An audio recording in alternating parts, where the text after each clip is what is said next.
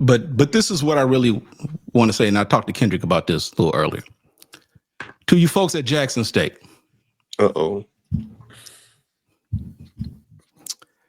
I take what? No, I mean, look, I'm just, people will see this for themselves. Okay. Everyone understood there were 10 teams in this tournament. And we all knew when it was all said and done, guaranteed there were going to be 9 teams to lose. Guaranteed. There was only going to be one tournament winner. And as difficult as it probably was, no, you don't have to do that. You don't have to do that. You don't have to do it. Put it back. As difficult as it probably was to lose, I understand, man, these kids put a lot of time and effort. They're looking forward to the opportunity to win in the SWAC tournament with the hopes of maybe playing in the NCAA tournament, considering that the SWAC is a one-bid conference. I understand the emotional effort that goes into, as well as the physical effort that goes into an event like this. But if you're going to win with class, you're going to have to lose with class as well. Here's the way it goes. When these games are over with, when each of the conference games are over with, the losing team typically, and this is kind of standard for most tournaments, there's typically after the game a 5-minute cooling off session in which the losing team goes on first, and typically that includes the coach and maybe a player, typically 2 players. They go into the press room, they take questions from the media, and then they leave, and then of course the winning team comes in afterwards. Because typically those press conferences typically last a little longer. Understandable. But I want you guys to go back and look at all of the footage, and if you'll see it on the HBCU Sports YouTube channel, where we put the post-game conferences, post-game interviews. And I got there Thursday. The tournament started Tuesday. And if you want to go and look at the feeds of the SWAC Digital Network and the post-game conference there, you will see that every single school, whether they won or whether they lost, managed to have a coach and team members from the team participate in the post-game conference. So Jackson State, when the women lost, who did they lose to? Did they lose to Southern? Yeah, it was Southern. They lost to Southern. So why is it that when it was time for Margaret Richards to come out and address the press conference, we were told by Jackson State's SIDs that they were only going to limit it to 2 or 3 questions? And then why is it that when she came out, none of the student athletes were with them? I understand it's an emotional moment. I understand that the last thing that you want to do is to talk to members of the media. But when you know what the protocol is going into this, what makes you think that you have to be different than everyone else? This is beneath you. Go and look. You will see that in all of those post-game conferences, Jackson State's Margaret Richards, she's there by herself. That press conference may have lasted 2 minutes, 2.5 minutes, in which someone there from Jackson State was doing this. Cut it off. That's enough. Then Jackson State men's lose. Mo Williams comes in by himself, barely answering any questions. I get it. You don't want to be there. You're pissed off. You had a chance with an opportunity to go to the NCAA tournament, and it didn't happen. But none of the players came out because I guess they were in their feelings and they didn't want to necessarily address questions from the media. And Ashley Robinson and other members there, after about 2 or 3 questions, you're doing this saying, cut it off. I'm going to just simply tell you this right now to the folks, to the athletic department at Jackson State and Ashley Robinson. Congratulations on being named athletic director of the year. But I'm going to tell you this now, brother. This is beneath you. This is beneath Jackson State. And to be quite honest with you, it's really unbecoming. Everybody there lost, man. They were guaranteed to be 9 teams to lose. And when those other coaches and those other student athletes came out and addressed members of the media, I'm pretty certain they weren't really in the mood to take questions, but they did anyway. And I guess what I'm ultimately saying is that if you're going to win with class, then damn it, lose with class. And I'm going to just end it with that. And just to add a little bit of context, because there's maybe a lot of viewers who are not privy to what it's like to be at a conference tournament press conference or a basketball tournament press conference in general. They are asking tough questions. It is understood that tough questions are going to be asked, unlike the MEAC championship press conference where they didn't ask the tough questions. But generally, there are going to be tough questions asked because there are a lot of decisions that dictate the outcome of a game. It may be a situation where it was contentious between the players and coaches to begin with, but they sign up for that. At the CIAA tournament, there was probably maybe 1 or 2 press conferences where a player didn't show up, and it was just the coach. But he still sat there and answered those questions. You didn't have his SID or his AD there saying, no, only a couple of questions. That's what kind of loser mentality is that? What kind of sore loser mentality? That's not, no. That doesn't happen anywhere else. You don't do that. And people saying, why is it a big deal? Because it shows that you can take it when you're winning. You want to answer all the questions in the world when you're winning. You smiling up there, just laughing at the opponent's downfall when you're winning, but you can't do that when you lose. Don't do all that laughing and kikiing and smiling and all that when you win, but when you lose, you look like a sad puppy. I get it. Nobody wants to be up there answering questions from a bunch of media members who don't know as much about the game as you when you lose. But it's a part of it. And Mo Williams, especially to be doing that when you were in the NBA for as long as you were and have been through the highs and lows of being in the NBA, you should especially know better. That's ridiculous. That's ridiculous. Exactly. Keep that same energy.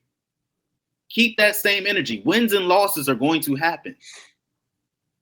That is not what you want your student athletes thinking, that they could just run and hide and avoid the tough questions when you lose a game. There are going to be tough questions that you're going to have to answer in every situation in life, beyond sports. You don't want your players thinking that it's okay to just be like, oh, I don't want to answer that question, or I'm going to give a half-step answer to the question so we can move on so I don't have to talk about it no more. There are some conversations that are just unavoidable. And that is a horrible life lesson to be teaching your student athletes, that we could just run and hide and avoid the tough questions. Amen. That's exactly. I mean, look, that's why I said at some point you point the finger at leadership. This is a leadership moment. The student athletes are just what they are, students. They're learning.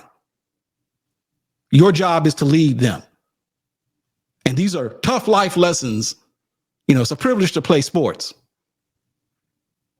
You know, but yeah, you lost. We understand you gave it your best effort. And I understand maybe the thought process of, you know, I'm just simply trying to protect the folks in this department. I get that. But like I said, man, if you're going to come out and you're going to have everybody in there and you're going to take questions from the media when you've gone to the next round, how come you can't show that same grace when you unfortunately your tournament is over and you're going to say, you know what, to the student athletes, you don't have to come out. I'll take care of it. And then when you do come out by yourself, you're only going to take a couple of questions and you're going to be done because you no longer want to be there. So, yeah, I had to say that. It had to be said because nobody else was going to say it. And all you got to do is just look at the videotape. You look at all of the interviews that were there, win or lose. And I shouldn't have to give shout out to Nate Kilbert in Alcorn State. And as disappointing as it was for them to lose when they lost, man, I'm telling you, he was there. He had both of his players there, and they took those questions and they moved on. So, I will just simply say this. Jackson State, you can probably learn a lesson or two from your neighbors down the road. Yeah, we talked if you're about going to win with class, lose with class. Yeah, we talked at the top of the show about the South Carolina State kids and their coach after the game, the way they lost, which was a horrific way they lost the game on like a play where one of their players forgot what the score was and committed a foul, ended up deciding the game. The coach was there. 2 players were there. They answered questions from the media. It's difficult to lose in a situation like that, especially getting that close to a championship. It's heartbreaking. And from the player standpoint, I can understand why they don't want to talk because they're young kids, and a lot of them hadn't been in a predicament before. A lot of them emotions are not in the right place to be speaking to the media at that time. So maybe the coach trying to protect them, and it happens like famously Lincoln Riley at USC after losses wouldn't let his players speak to the media, which a lot of people criticize him for doing that, and they should especially at a place like USC. Yeah. But I think in those moments, like you got to talk. Like you may not like being there. You may not like the fact you lost. We understand you lost. It's difficult to talk about losing. No one's talking about losing, but like it's part of the responsibility you have as being part of the team and representing your university and representing the league you play in too. So I'm not going to be too harsh about it. But I would say like if every other team is doing it, then like your team should do it too. Yeah. You are not above the conference. You may think you are, but you're not. That's all it is. I mean, it just like I said, man, that had to be addressed. It's just not a good look. It really isn't. Yeah, and I think one of the biggest problems is that, I mean, I hate to keep banging this drum or beating a dead horse, as it were, but when you see, leaders in government running from the media or just, being smarmy with the media or just refusing to answer questions, the country follows their lead. And, when you see, when you see the president of the United States talking about fake news, not going to talk to you, not going to talk to you, not going to talk to you, fake news. When you see the president of the United States doing that, everybody else is like, well, I can do that too. And that's what you get sometimes. And I mean, this isn't this program taking shots at Jackson State because Lord knows, somebody probably takes, but this is the school that was guilty of it. Nobody's trying to take shots, and I'm not taking shots. I'm just simply saying it just wasn't a good look. Sorry, Chris, go ahead. Sorry. Yeah, I mean, it's just, I mean, I would be disappointed if Delaware State did this. I would be annoyed if Delaware State did this because we have enough experience with losing where we're used to it. I mean, it's like, hello. We just went halfway across the country to Hawaii and lost. So, all the way across the country to Hawaii and lost the football game. But you can't just duck and dodge all your problems all the time. You can't duck and dodge questions all the time. Like there are questions, that you're not going to be able to avoid, like end of care for a parent, or if somebody's proposing to you or you're proposing to somebody, you got to ask that question. You got to hope they have an answer. So life is a series of Q&As basically. Yeah, and how you resolve those Q&As is how you survive this thing called life for as long as possible. Because the Reaper comes for all of us eventually. But while you're here, you got to learn to deal with things that aren't sweet, that aren't tidy, that you can't wrap up in a neat little bow. You have to deal with life as it comes. And losing a basketball game is life as it comes. Yes, South Carolina State, the player made a mistake. It's something that's going to live with him forever. Yes, Jackson State probably got robbed on that alley-oop called basket interference. But when you want to talk about those things to kind of sort of like, get it off your chest so it doesn't consume you, that would be my thought process. But, as far as, Jackson State just kind of like is skewing media protocol, it's not a good look. It's nasty work.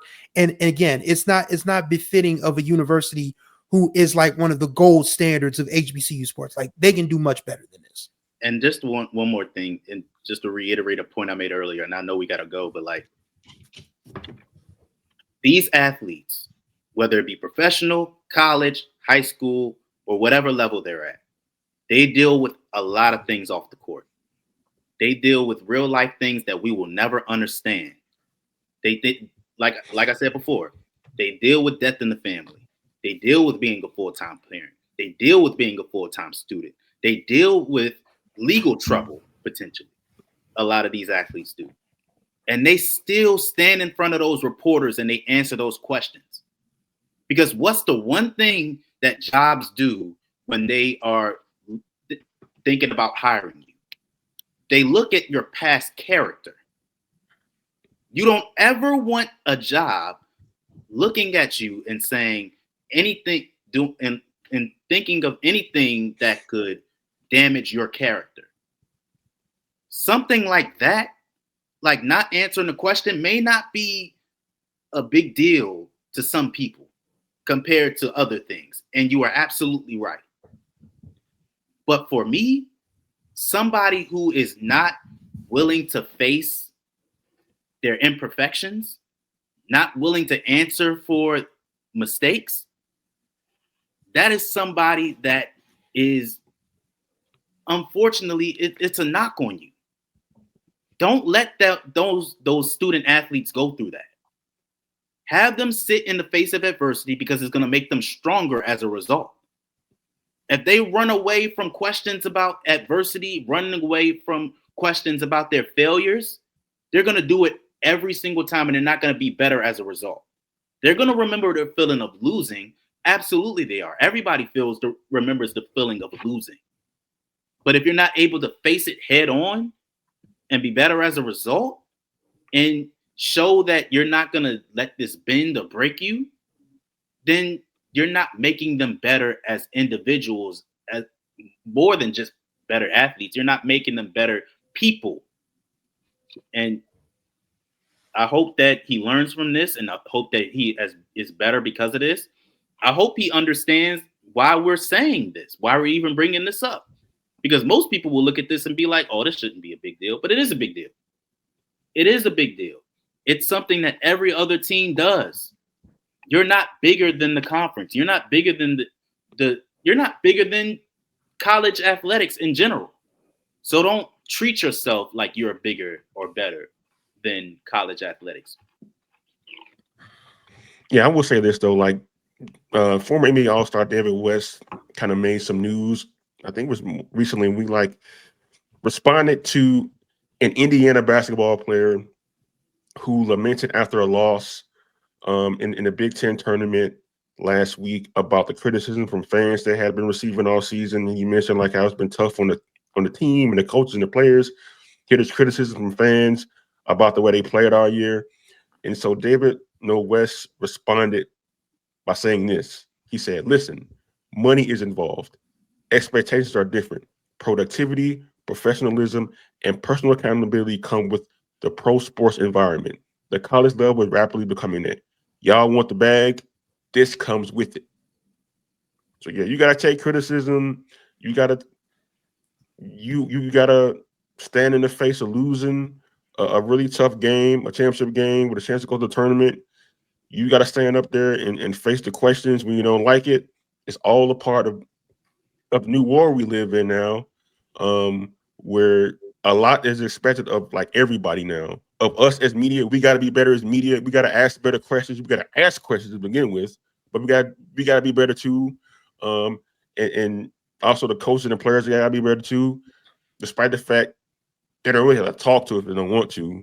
But when it's obligated to do so, just fulfill the obligation to do it. That's kind of like all we're saying.